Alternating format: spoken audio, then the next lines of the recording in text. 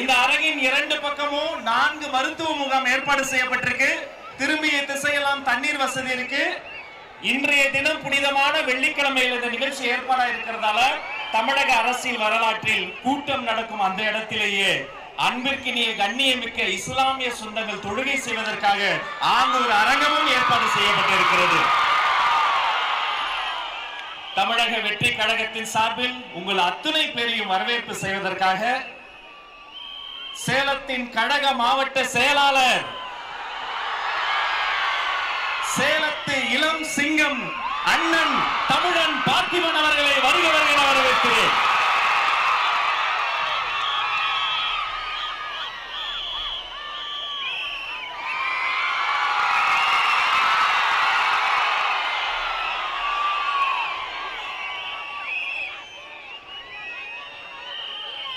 முப்பது காலமாக தளபதியின் ஒத்த முகத்திற்காக தன் ரத்தத்தையும் வேர்வையையும் உழைப்பையும் சிந்தி இந்த தமிழக வெற்றி கழகம் உருவாக காரணமாக இருந்த மக்கள் இயக்க நிர்வாகிகளே, உங்களை வணங்குகிறேன்.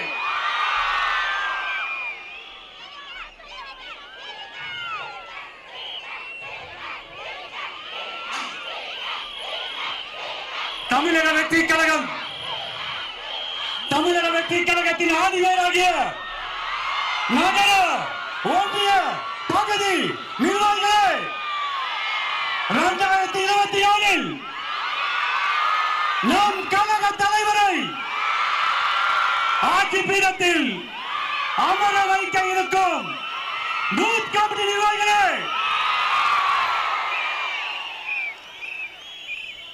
இளைஞர்களின் விடிவெள்ளி தமிழ்நாட்டின் ஒரே நம்பிக்கை நம் கழக தலைவர் அவர்களே,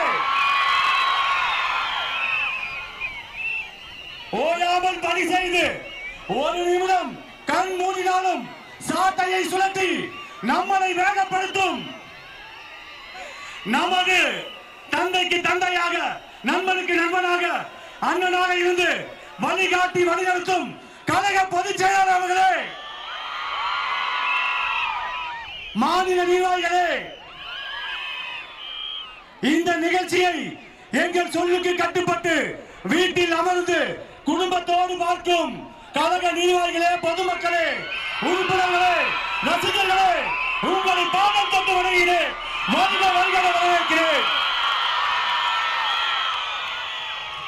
28 ஆண்டு காலமாக என் தளபதிக்காக இந்த சேலம் மாவட்டத்தில் 5000க்கு மேற்பட்ட மக்கள் இயக்க பலகை திறந்து வைத்தோம்.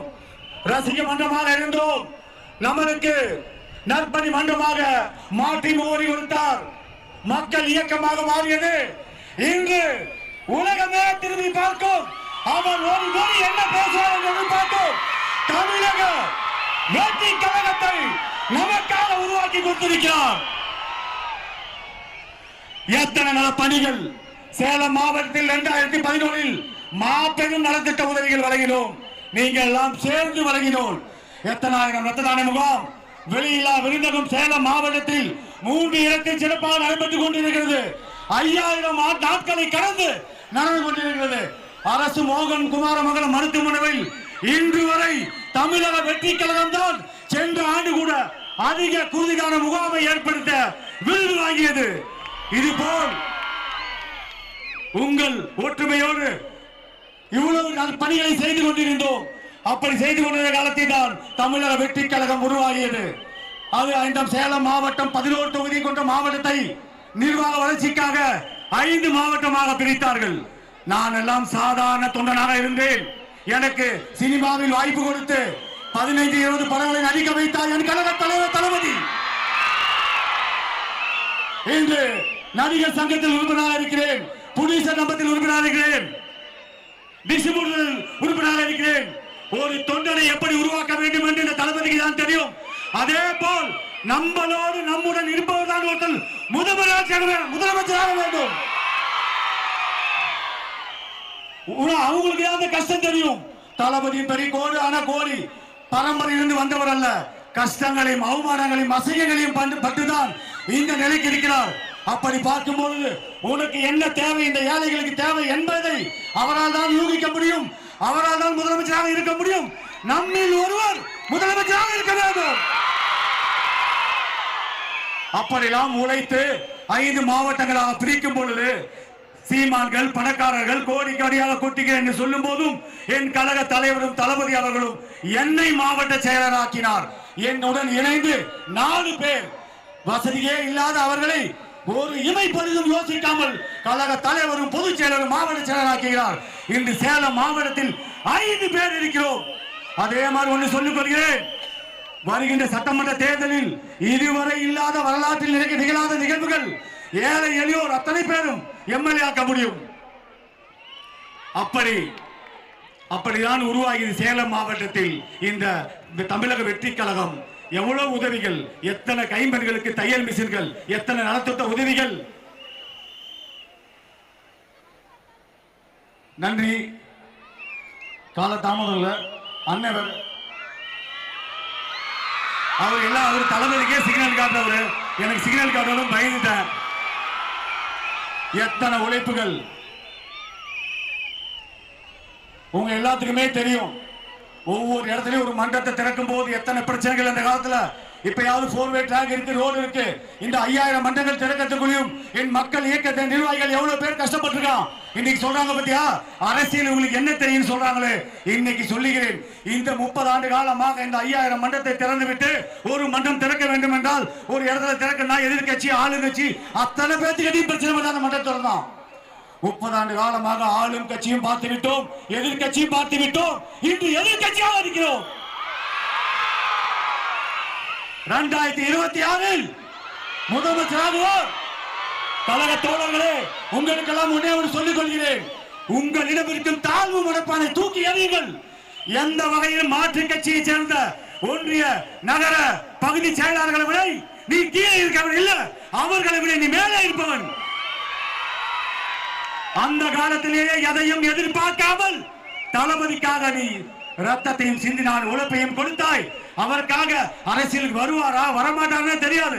அவர் ஒத்த முகத்துக்காக தான் நீ அவ்வளவு செஞ்ச. இன்னைக்குதான் அரசியல் வந்திருக்காரு, எதிர்பார்த்து செஞ்சியோ? அப்படி பார்க்கும் போது நீ பக்கத்து வீட்டுல ஒரு வார்டு கவுன்சிலர் பார்த்தாவே எவ்வளவு சந்தோஷப்படுற. வருங்காலத்தில் நீங்க இருக்க அத்தனை பேரும் அரசு அதிகாரத்தை பகிர்ந்து கொடுப்போம். தளபதி முதலமைச்சர் ஆவார். உங்கள் எல்லாத்துக்கும் சொல்றேன், உழைச்சவர் அத்தனை பேரும் அரசு அதிகாரத்தை பகிர்ந்து கொடுப்போம். அதே மாதிரி ஒன்னே ஒன்று சொல்லுகிறேன், 234 தொகுதியிலும் தளபதி மூளை முடுக்கெல்லாம் வர வேண்டும் என்றால் நமது ஆட்சி நடக்க வேண்டும். காவல்துறையினர் இப்ப பாருங்க எவ்வளவு டிமாண்ட், 51 கண்டிஷன் போடுறாங்க. இந்த கண்டிஷன் ஆளுங்கட்சிக்கு போறதுக்கு திறந்ததற்காக உங்களுக்கு சொல்லுங்க பார்க்கலாம். ஆளும் கட்சி மாநாட்டில் கூட இத்தனை ஆம்புலன்ஸ் வண்டி இல்ல, இத்தனை மருத்துவர் இல்ல, டாய்லெட் பாத்ரூம் குடிநீர் அவ்வளவு ஏற்பாடு பண்ணிருக்கோம். எல்லா கட்சிக்கும் 3 உதாரணமா செஞ்சிருக்கோம். நன்றி, வணக்கம். நன்றி. வரவேற்புரையே இவ்வளவு வேகமா இருந்தா நிறைய பேரு நிறைய கனவு காண்றாங்க. வேலையே செய்ய மாட்டவங்க எல்லாம் நிறைய பேரு நீங்க போடுற இந்த 1000, 2000, 5000 கணக்கையெல்லாம் மக்கள் வாங்கி அவங்க பணம் உள்ள வச்சுக்கிட்டு 5 ரூபா விசிலுக்கு ஓட்ட போட்டு கோடிக்கணக்கான வாக்குகளை கொடுக்க போறாங்க. இந்த தருணம் அந்த தருணம். தர்மத்தாவின் தவப்புதல்வர் மாங்கனி மாநகருக்கு உங்கள் இணையக்கணி வருகிறார். கோட்டை மாரியம்மன் ஆட்சியோடு கோட்டையாக்கி தருகிறார். வெற்றி தலைவர் வருகிறார். தங்கள் தளபதி வருகிறார்.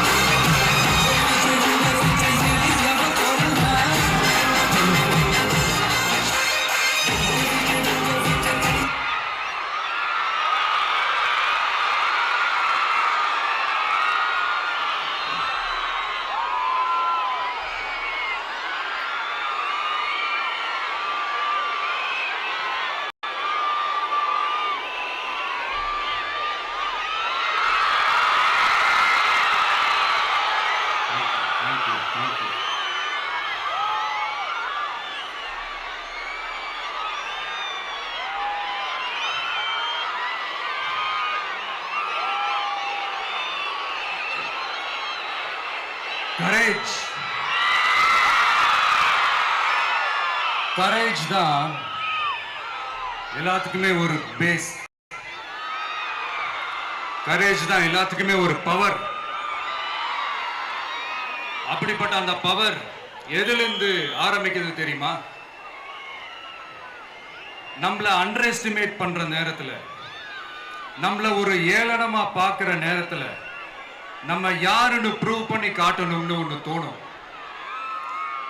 நம்ம யாருன்னு காட்டணும்னு ஒரு உத்வேகம் ஒண்ணு வரும்.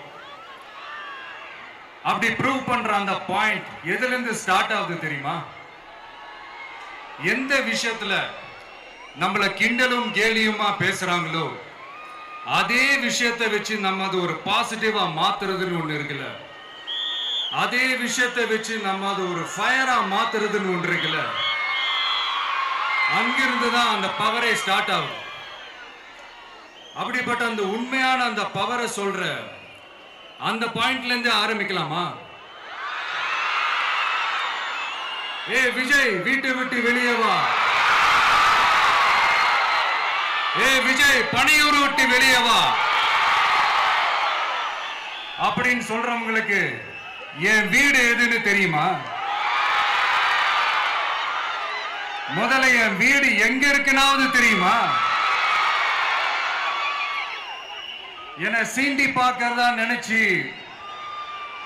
கிண்டலும் கேலியுமா பேசுறவங்களுக்கு நான் சொல்றேன், இந்த தமிழ்நாடு தமிழ்நாடுன்னு சொல்றாங்களே, அது மத்தவங்களுக்கு வேணா ஸ்டேட்டா இருக்கலாம், ஆனா என்ன பொறுத்த வரைக்கும் என் தாய் நாடான தமிழ்நாடு தான் என் வீடு.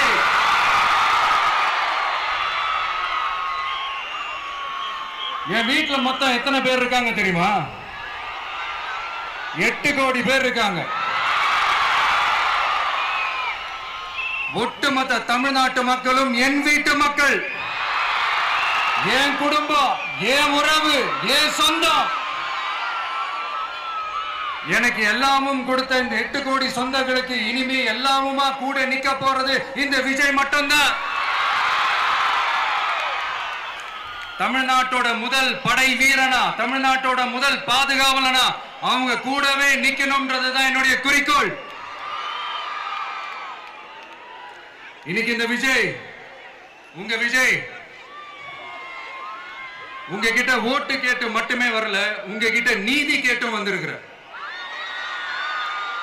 ஆக்சுவலா உங்களுக்காக நீதி கேட்கறதுக்காக தான் நான் அரசியலுக்கே வந்தேன். ஆனா இன்னைக்கு நான் உங்ககிட்ட நீதி கேட்கறதுக்காக வந்திருக்கிறேன். இந்த விஜய் என்னங்க தப்பு பண்ணா? தன்னை நேசிச்ச தன்னுடைய மக்களுக்காக அரசியலுக்கு வந்தா, அது ஒரு தப்பா?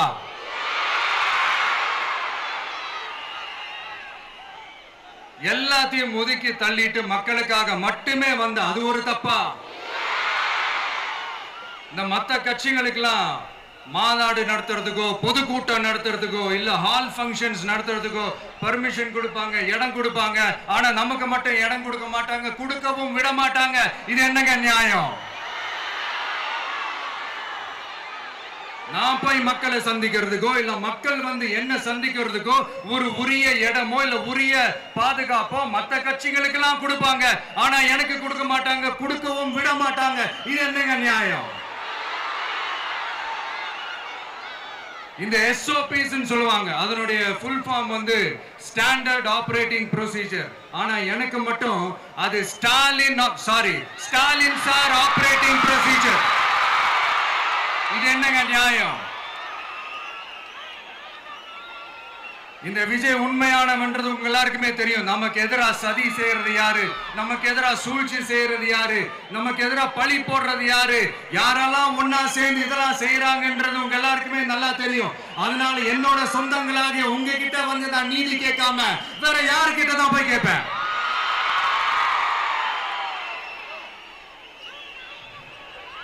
செல்ஃபே எடுக்காத ஒரு கூட்டணி கணக்கு, செல்ஃபே எடுக்காத ஒரு அறத பழைய அரித்மேட்டிக் கணக்கு, இதெல்லாம் வேலைக்கே ஆகாது. ஆணித்தரமா அடிச்சு சொல்றேன். அப்புறம் இந்த காசு கொடுத்து ஓட்டு வாங்கிடலாம்னு கனவு காண்றாங்கல்ல, அதுவும் இந்த விஜய் வந்ததுக்கு அப்புறம் நடக்கவே நடக்காது. வண்டி வண்டியா கொண்டாந்து கூட்டுவாங்க, 1000, 2000, 3000, 4000, 5000. சாமி மேல சத்தியெல்லாம் வாங்குவாங்க. அப்படிதான் இத்தனை வருஷமா உங்களை ஏமாத்தி இருக்கிறாங்க. வாங்கிக்கங்க, சந்தோஷமா வாங்கிக்கங்க. எல்லாம் உங்க பணம் தான். வாங்கிக்கிட்டு அவங்க காதிலே விசில ஊதி அனுப்புங்க. எப்படி? அவங்க செவிலே விசில ஊதி அனுப்புங்க.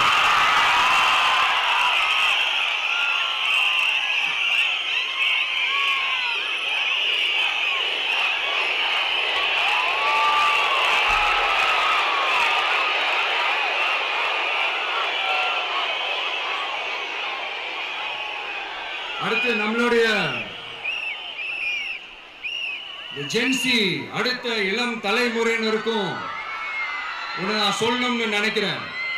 இந்த பணத்தை கொடுத்து ஏமாத்தி ஓட்டு வாங்குற அந்த கலாச்சாரம் ஒழியணும். பணத்தை கொடுத்து ஏமாத்தினா ஏமாறுவீங்க. உங்களை தான் கேட்கிறேன், பணத்தை கொடுத்து ஏமாத்தினா ஏமாறுவீங்க? எல்லாரும் கொஞ்சம் கை இப்படி வைங்களேன் எனக்காக. நான் சொல்றதை கொஞ்சம் ரிப்பீட் பண்ணுங்க. எங்க ஓட்டு எங்க உரிமை. எங்களை யாரும் விலைக்கு வாங்க முடியாது. எங்கள் ஓட்டு விசில் சின்னத்துக்கு தான். வேற யாரையும் நம்பி ஏமாற மாட்டோம். தேங்க்யூ. கேட்டுச்சா சார்? இனிமே நீங்க கொள்ளையடிச்சு வச்சிருக்கிற பணம் எல்லாம் வேஸ்டா போகுது. குப்பையில தான் தூக்கி போடணும். உங்களுடைய இந்த ஊழல் ஆட்சியும் மக்கள் குப்பையில தான் தூக்கி போட போறாங்க. அடுத்து ஒவ்வொரு வீட்டில் இருக்கிற என்னுடைய குட்டி நண்பா நண்பீஸுக்கும் நான் சொல்லணும்னு நினைக்கிறேன். வீட்டில் டிவியில உட்கார்ந்து இந்த பிரச்சார மீட்டிங்லாம் பார்த்துட்டு இருப்பீங்க. உங்களையும் உங்களுடைய ஃபியூச்சரையும் மைண்ட்ல வச்சுக்கிட்டு தான் நாம அரசியலுக்கே வந்திருக்கிறோம். அதனால எனக்காக நீங்க ஒண்ணு செய்யணும். தொடர்ந்து செஞ்சுக்கிட்டு தான் இருக்கிறீங்க. நான் நிறைய கியூட்டான வீடியோஸ்லாம் நான் பார்க்கிறேன். லைக் உங்க அம்மா அப்பா கிட்ட மைக்க நீட்டி யாருக்கு ஓட்டு போடுவீங்கன்னு கேட்டா பின்னாடி இருந்த அந்த பையன், அம்மா விஜய்னு சொல்லுவா, அப்பா விஜய்னு சொல்லுப்பா அப்படின்னு நிறைய அந்த கியூட்டான வீடியோஸ்லாம் பார்க்கிறேன். அதை தொடர்ந்து தயவு செஞ்சு அதை தொடர்ந்து கண்டினியூ பண்ணுங்க. உங்க வீட்டில் இருக்கிற உங்களுடைய அப்பா அம்மா தாத்தா பாட்டி பெரியப்பா பெரியப்பா சித்தி சித்தப்பா அத்தை மாமா ஓட்டு போடுற வயசுல இருக்கிற அண்ணன் அக்கா எல்லாரையும் விசில் சின்னத்துக்கு ஓட்டு போட சொல்லுங்க. விசில் சின்னத்துக்கு ஓட்டு போட வைங்க.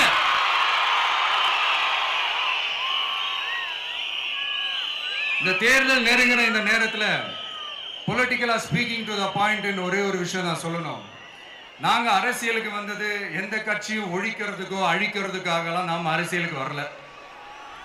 யார் மேலேயும் தனிப்பட்ட ஒரு வன்மமோ இல்ல தனிப்பட்ட கோபமோ அப்படிலாம் யார் மேலேயும் கிடையாது. இந்த மற்றவங்க மாதிரி இந்த வெறுப்பு அரசியல் பண்றதுக்காகலாம் நாம அரசியலுக்கு வரல. அரசியல் ரீதியா நம்மளுடைய எதிரிகள் யாருன்னு டிக்ளேர் பண்ணிட்டு தேர்தலில் நின்று ஜெயிச்சு மக்களுக்காக எங்களுடைய நன்றி கடனை செலுத்துறதுக்காக தான் நாம அரசியலுக்கே வந்திருக்கோம். Just want to make this clear. அவங்கள கேள்வி கேட்கறதுக்கு முன்னாடி அவங்களோட இயலாமையை மறைக்கிறதுக்காக இந்த ஏ டீம் பி டீம் இதெல்லாம் கூட சேர்த்துக்கிட்டு ஒரே விஷயத்த சொல்லி அழுவுறாங்கல்ல. என்னன்னு சொல்லி அழுவுறாங்க? அனுபவம் இல்லாதவங்களால எப்படி ஆட்சி அதிகாரத்தை செய்ய முடியும் அப்படின்னு ஒரே விஷயத்த சொல்லி அழுவுறாங்கல்ல. அந்த அழுகைக்கு நாம ஒரு பதிலடி கொடுக்கணும்ல. மக்களே, நான் உங்களையே கேட்கிறேன், தெரியாம தான் கேட்கிறேன். இந்த அனுபவம் அனுபவம் அனுபவம்னு சொல்றாங்களே, அதிகாரத்தை வச்சு மக்கள் பணத்தை கொள்ளையடிச்சதை தாண்டி வேற ஏதாவது கொம்பு முளைச்ச பெரிய அனுபவம் இவங்களுக்கு இருக்குதா?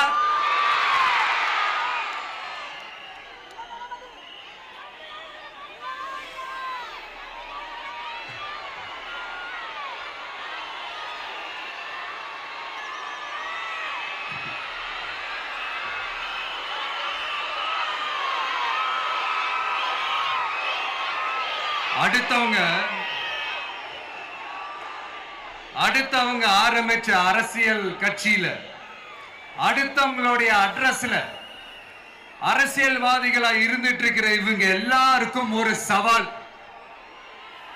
என்ன மாதிரி தனியா, என்ன மாதிரி சொந்தமா ஒரு கட்சி ஆரம்பிச்சு 1% அட்லீஸ்ட் 1% வாக்கு வாங்கி காட்டுற அந்த தில் இருக்குதா, திராணி இருக்குதா? 30 வருஷமா மக்கள் இயக்கமா இருந்து இன்னைக்கு மிகப்பெரிய ஒரு அரசியல் கட்சியா வளர்ந்து இந்த கூட்டணி கட்சிகள் மட்டுமே நம்பி இருக்கிற 75 வருஷ கட்சி, 50 வருஷ கட்சின்னு இன்னைக்கு ஆட்சி அதிகாரத்துல இருந்துட்டு இருக்கிற இவங்க எல்லாரையும் மீறி இன்னைக்கு களத்துல தனியா நின்னு இந்த 2 வருஷத்துல முதன்மை சக்தியா வளர்ந்து 30% தாண்டி இன்னைக்கு மக்கள் ஆதரவை பெற்றிருக்கிற நமக்கு அனுபவம் இல்லையா? உங்களுடைய அனுபவம் என்னன்னு சொல்லட்டுமா? கட்சி ஆரம்பிச்ச அண்ணாவை மறந்தது, கட்சி ஆரம்பிச்ச எம்ஜிஆர் அவர்களை மறந்தது, கட்சியை வளர்த்த ஜெயலலிதா மேடம் அவங்களை மறந்தது. இவங்க எல்லாரும் சொன்ன விஷயங்கள், பேசின விஷயங்கள், எதையெல்லாம் ஃபாலோ பண்ணணும்னு சொன்ன விஷயங்கள் எல்லாத்தையும் மறந்தது. இவங்களுக்கு நமக்கு அனுபவம் இல்லையா? நமக்கு அனுபவம் இல்லதான். கொள்ளை அடிக்கிறதுலாம் எங்களுக்கு அனுபவம் இல்லதான். அதெல்லாம் எங்களுக்கு சுட்டு போட்டாலும் வராது. இந்த கொள்கையை பேருக்கு மட்டும் வச்சுக்கிட்டு நேரடியா சரண்டர் ஆகிறது, மறைமுகமா சரண்டர் ஆகிறது, இந்த மாதிரி அனுபவம் நமக்கு இல்லதான். அதுவும் நமக்கு சுட்டு போட்டாலும் வராது. மக்களை நேசிக்கிற நல்ல குணம் இருந்தா போதும்யா. நல்ல சூப்பரான ஒரு நல்லாட்சி கொடுக்கலாம். நல்லாட்சி கொடுக்கிறதுக்கு மெத்த படிச்ச மேதாவிகளா இருக்கணும்ல ஒன்னும் அவசியம் இல்ல. காமராஜர் அவர்கள் மாதிரியோ, எம்ஜிஆர் அவர்கள் மாதிரியோ மக்கள் சக்தியின் துணையால, மக்கள் மேல அக்கறையா இருக்கக்கூடிய நல்ல அதிகாரிகளின் துணையால சூப்பரான ஒரு நல்லாட்சி என்னால கொடுக்க முடியும், செஞ்சு காட்டுறேன்.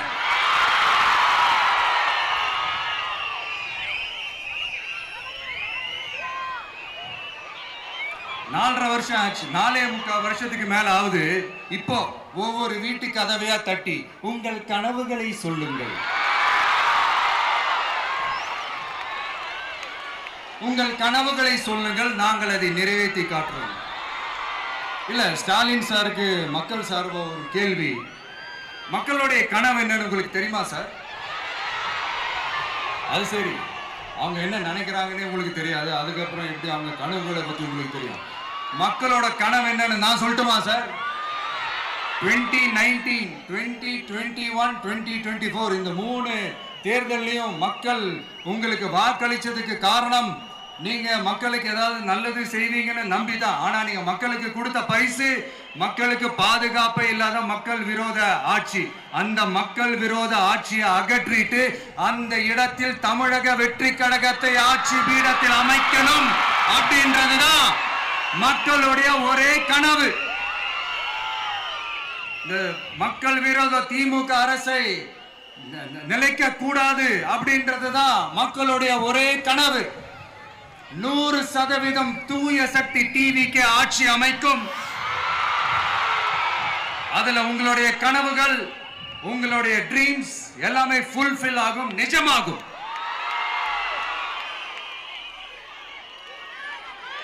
தமிழ்நாடு எப்பவுமே டெல்லிக்கு அவுட் ஆஃப் கண்ட்ரோல் அப்படின்ட்டு ஸ்டாலின் சார் அடிக்கடி சொல்லுவாங்க. ஸ்டாலின் சார் எது எதுலாம் அவுட் ஆஃப் கண்ட்ரோல் இப்ப நான் கொஞ்சம் சொல்லட்டுமா? முதல்ல சட்டம் ஒழுங்கெல்லாம் அவுட் ஆஃப் கண்ட்ரோல், பெண்கள் பாதுகாப்புல அவுட் ஆஃப் கண்ட்ரோல், இளைஞர்கள் வேலை வாய்ப்புல அவுட் ஆஃப் கண்ட்ரோல், மொத்தத்தில் அவரோட ஆட்சியே ஒரு அவுட் ஆஃப் கண்ட்ரோல். இந்த வருஷம் பிகினிங்ல சட்டசபையில பேசும்போது சொல்றாங்க, மக்கள் எல்லாரும் ரொம்ப மகிழ்ச்சியா இருக்கிறாங்க, அதனால நானும் ரொம்ப மகிழ்ச்சியா இருக்கிறேன் அப்படின்னு. மக்கள் சந்தோஷமா இருக்கிறத பார்க்கறது கூட ஒரு சந்தோஷம் தான் சார், அது யாரும் இல்லைன்னு சொல்லல. அப்படி உண்மையிலேயே மக்கள் உண்மையிலேயே சந்தோஷமா இருக்கிறாங்க அப்படின்னா ஏன் சார் விவசாயிகள் போராட்டம் நடக்குது? ஏன் சார் மீனவர்கள் போராட்டம் நடக்குது? ஏன் தொழிலாளர்கள் போராட்டம் நடக்குது? தூய்மை பணியாளர்கள் போராட்டம் ஏன் நடக்குது? அங்கன்வாடி ஊழியர்கள் போராட்டம், செவிலியர்கள் போராட்டம், மருத்துவர்கள் போராட்டம், மாற்றுத்திறனாளிகள் போராட்டம், அரசு ஊழியர்கள் போராட்டம், ஆசிரியர்கள் போராட்டம், இடைநிலை ஆசிரியர்கள் போராட்டம், பகுதி நேர ஆசிரியர்கள் போராட்டம். இதெல்லாம் உங்க ஆட்சியில மக்கள் மகிழ்ச்சியா இருக்காங்கன்றதுக்காக நடக்கிற போராட்டமா சார்? எனக்கு தெரிஞ்சு மக்கள் சந்தோஷமா இருக்கிறாங்கன்னா பொங்கல் வச்சு கொண்டாடுவாங்கன்னு கேள்விப்பட்டிருக்கிறேன். உங்க ஆட்சியில தான் போராட்டம் நடத்தி அவங்களுடைய மகிழ்ச்சியை வெளிப்படுத்துறாங்கன்னு நினைக்கிறேன். இன்னும் தீரவே தீராத பிரச்சனைகள்னா இருக்கிற இடம் பிரச்சனை, பார்க்கிற வேலை பிரச்சனை, பண்ற தொழில் பிரச்சனை, விலைவாசி பிரச்சனை, தண்ணி பிரச்சனை, பஸ் வசதி இல்லைன்ற பிரச்சனை, ரோடு சரியில்லைன்ற பிரச்சனை, ஆஸ்பத்திரி சரியா இல்லைன்ற பிரச்சனை. இப்படி எல்லாம் ஒரு அடிப்படை விஷயங்களே பிரச்சனையா இருந்தா அப்போ ஆளுங்கட்சின்னு ஒண்ணு எதுக்குதான் இருக்கிறாங்க அப்படின்னு தானே மனசுல தோணும் மக்களுக்கு. ஆட்சிக்கு வர்றதுக்கு முன்னாடி தான் பொய்யா அடிச்சு விட்டீங்க. இப்ப ஆட்சியை விட்டு போகும்போது கூட பொய்யா பேசுறீங்களே சார், என்ன சார் இது? மாத்தி மாத்தி பேசுறதுல நீங்க வேற லெவல் தான் சார். ஆட்சிக்கு வந்த அடுத்த வருஷமே 2022ல 70% வாக்குறுதிகளை நிறைவேற்றிட்டோம்னு சொன்னாங்க. அப்புறம் போன வருஷம் 90% வாக்குறுதிகளை நிறைவேற்றிட்டோம்னு சொன்னாங்க. அப்புறம் இந்த வருஷம் 505 வாக்குறுதிகளை 404 வாக்குறுதிகளை நிறைவேற்றிட்டோம். கிட்டத்தட்ட ஒரு 80% வாக்குறுதிகளை நிறைவேற்றிட்டோம்னு சொன்னாங்க. முதல்ல 70, அப்புறம் 90, அப்புறம் 80. இன்னும் தேர்தல் நெருங்க அது 60, 50, 40, 30, 20ல போய் நிற்கும்னு நினைக்கிறேன். அதையும் அவரே அறிவிப்பாரோ என்னமோ எனக்கு தெரியல. முதல்வர் ஸ்டைல்லையே சொல்லணும்னா, பொய்யிலேயே பிறந்து பொய்யிலேயே வளர்ந்த புலவர் பெருமானே, கொஞ்சம் அத திருத்தி சொல்றேன், புலுகர் பெருமானே. அது இன்னும் பொருத்தமா இருக்கு. அவருடைய அண்ட புழுகு, ஆகாச புழுகு என்ன தெரியுமா? பெண்களுக்கு பாதுகாப்பு தமிழ்நாட்டில் எங்க போனாலும் கொட்டி கிடக்குதான். அப்படி அது உண்மைனா அண்ணா யூனிவர்சிட்டி அந்த பொண்ணுக்கு ஏன் சார் அப்படி ஒரு கொடுமை நடந்துச்சு? கோவை கல்லூரி பெண்ணுக்கு ஏன் சார் அப்படி ஒரு கொடுமை நடந்துச்சு?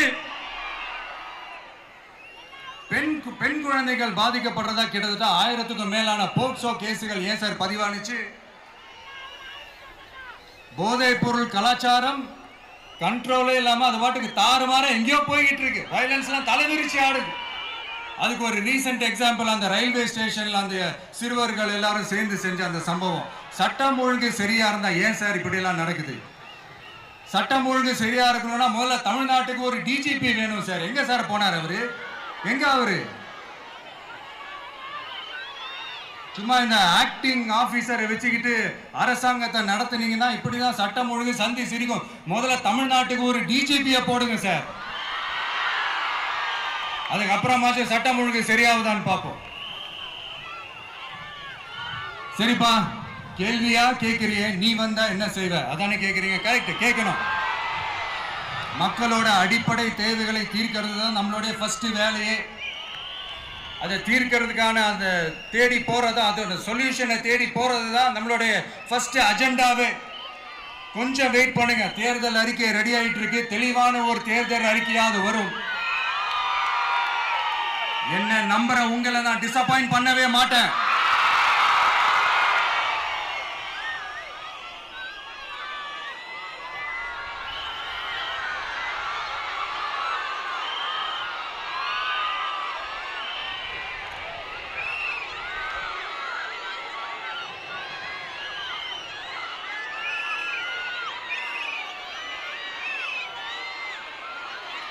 இந்த சும்மா ஆட்சிக்கு வரணும்ன்றதுக்காக இந்த நடைமுறைக்கு சாத்தியமே இல்லாத இந்த மாதிரி விஷயங்கள் எல்லாம், வாக்குறுதிகளை நான் என்னைக்குமே கொடுக்கவே மாட்டேன். அதே மாதிரி ஆட்சிக்கு வந்ததுக்கு அப்புறம் கூட அவங்க அது தரல, இவங்க இது தரல அப்படின்லாம் பம்மிக்கிட்டு இல்லாம உங்களுக்காக எந்த எக்ஸ்ட்ரீமுக்கும் போய் நான் போராடவும் தயாரா இருக்கிறேன். அதனால நான் மறுபடியும் இதை நான் ரிப்பீட் பண்றேன். இவ்வளவு நாள் இதை நான் மட்டும் தான் சொல்லிக்கிட்டு இருந்தேன். இப்ப களமே சொல்லுது, ரெண்டே ரெண்டு பேருக்கு நடுவுல தான் போட்டியே.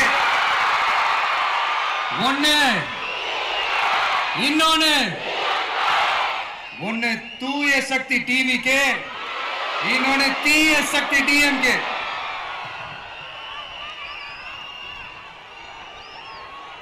இப்ப நம்ம இந்த எலெக்ஷன் விஷயத்துக்கு வருவோம். விஜய் என்னப்பா இவரை மட்டும் தான் எதிர்க்கிறாரு, இவங்களை எதிர்க்க மாட்டேன்றாரு, அவங்கள பத்தி எதுவுமே சொல்ல மாட்டேங்கிறாரு. இல்ல நான் கேட்கிறேன், இது யாருக்கான எலெக்ஷன்? தமிழ்நாடு சட்டசபைக்கான ஒரு தேர்தல். இப்ப இங்க யார் ஆட்சியில் இருக்கிறா? யாரு பொய்யா வாக்குறுதிகளை கொடுத்து மக்களை ஏமாத்துறது? யாரு மக்கள் விரோத ஆட்சியை நடத்துறது? அப்ப இங்க யாரை அகற்றணும்? இந்த மக்கள் விரோத திமுக அரசை அகற்றணும்னா நம்ம யாரை எதிர்க்கணும்? எதுக்கு தேவையில்லாம பல முறை மக்கள் ஆல்ரெடி டிலீட் பண்ணவங்களை எதுக்கு நம்மளுடைய கான்சென்ட்ரேஷன், நம்மளுடைய டார்கெட் திமுகன்றப்போ டார்க்னஸ் குள்ள எதுக்கு கல்லெறியணும்? இங்க மக்களை விரும்புற விஜய் வேணுமா, இல்ல மக்கள் விரோத ஆட்சி நடத்துற ஸ்டாலின் சார் வேணுமா?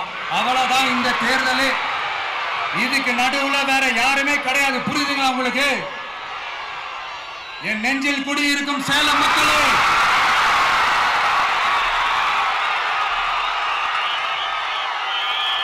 one last simple question. Vijaya நம்புறீங்களா, ஸ்டாலின் சார நம்புறீங்களா? அவ்வளவுதான், முடிஞ்சு போச்சு. கதம் கதம். போர் முழக்கம் உங்களை ஒரு நிமிஷம் கூட தூங்க விடாது.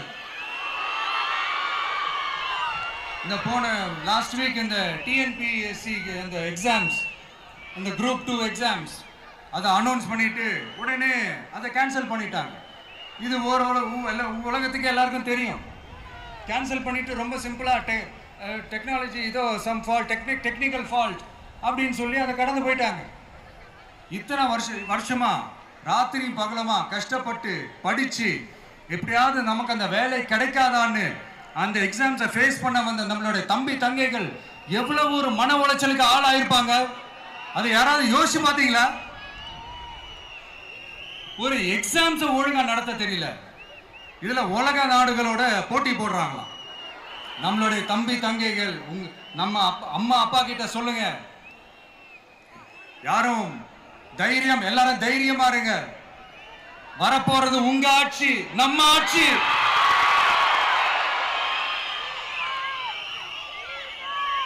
அதனால இந்த மாதிரிலாம் எதுவும் நடக்காம சமூக நீதிக்கான ஒரு நல்ல ஆட்சியை அமைப்போம். இளைஞர்களின் வேலை வாய்ப்புகளை மனசுல வச்சுக்கிட்டு டிரான்ஸ்பரண்டா அதுக்கான ஒரு தீர்வை காணுவோம். நான் விக்கிரவாண்டி மாநாட்டில் பேசும்போது ஒரு பொலிட்டிக்கல் பாம் ஒன்னு சொன்ன ஞாபகம் இருக்கா? ஆட்சியிலையும் பங்கு, அதிகாரத்திலையும் பங்குன்னு ஒன்னு சொன்னேன். இப்போ அந்த பொலிட்டிக்கல் பாம் எல்லா கூட்டணியிலையும் வெடிச்சுக்கிட்டு இருக்கு, தாறுமாற வெடிச்சுக்கிட்டு இருக்கு. ஸ்டாலின் சார்லாம் பதறாரு. ஆட்சி அதிகாரத்துல பங்கெல்லாம் தமிழ்நாட்டில் ஒத்து வராது அப்படின்னு சொல்றாரு. அவங்கள பொறுத்த வரைக்கும் ஜெயிக்கிறதுக்காக மட்டும்தான் கூட்டணி, மற்ற எல்லாத்துக்குமே அவங்க தனி அணி, அவங்க மட்டுமே ஒரே அணி. வெல்வோம் ஒன்றாக, ஆனா வரும் வெல்த் எல்லாம் பார்ப்போம் தனியாக. அந்த வெல்வோம் ஒன்றாக என்றது இதுதான் அந்த சீக்கிரட்டே. புரிய வேண்டியவங்களுக்கு நல்லா புரியும் நினைக்கிறேன். உங்களோட நான் இருக்கேன், நம்மளோட நம்ம மக்கள் இருக்காங்க. இதுக்கு மேல என்ன வேணும்? கான்பிடென்டா இருங்க, நல்லதே நடக்கும், வெற்றி நிச்சயம். மீண்டும் சந்திக்கும் வரை நன்றி, வணக்கம்.